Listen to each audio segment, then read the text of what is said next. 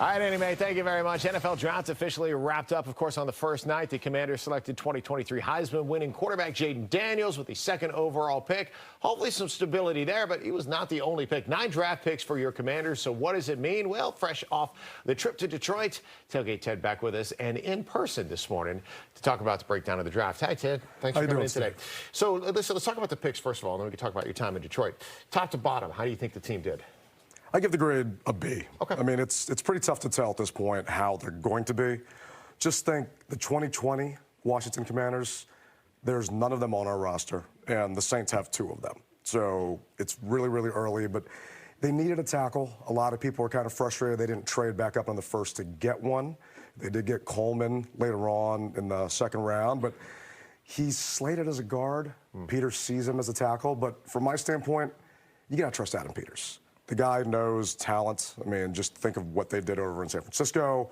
So everyone should just temper their expectations and grades at this point, and let's see these guys develop. Yeah, I think that's always the key, and it always comes with like that asterisk, right, as to how the whole season will play out. And of course, Jaden's going to be the key to this, right, is whether he develops into a top-notch quarterback or a serviceable quarterback. That we won't know until they hit the field together and everybody plays as a unit.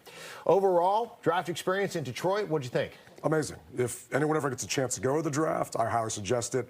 Just being around all these NFL fans, not so much fans from your team, but all these people that love the game. You're all there. Everyone is just so excited. I really think it's the unofficial start of football season at this point because everyone's just now so excited for rookie minicamp and OTAs. And, you know, the schedule's coming out in 2 weeks. We're all going to start marking our calendars at that point to see what games we're going to go to. And it's just such a fun experience. So I know the NFL has been trying to market the draft as an alternative to the Super Bowl because people can't afford to go to the Super Bowl, right? Most people, 99% of the country, can't afford to go to the Super Bowl. Did you feel like there was enough there for the fan, maybe not a super fan who's going to be like right in the very front, right?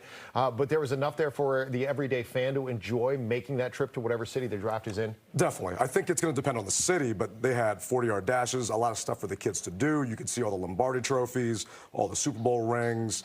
They had alumni players, actual rookies that were being drafted out there. I mean, there's a lot to do, and it's all free. I mean, free is the best part. I know with Caps games last night, we won't talk about that, but the season is done. It was what it was. On to next year, just like with the Commanders, we start looking forward to the next one. Caps weren't supposed to be there. The guys got some experience. It was still a good time. It's still a fun season. And if it was TJ's last, you know, thank him for everything he's done for this franchise. Ted, always appreciate you being here. Pardon my reach, but I like your T-shirt underneath. There you go. Shout out to the new ownership. Thanks, Ted. Always appreciate you joining us. Up next, we're going to have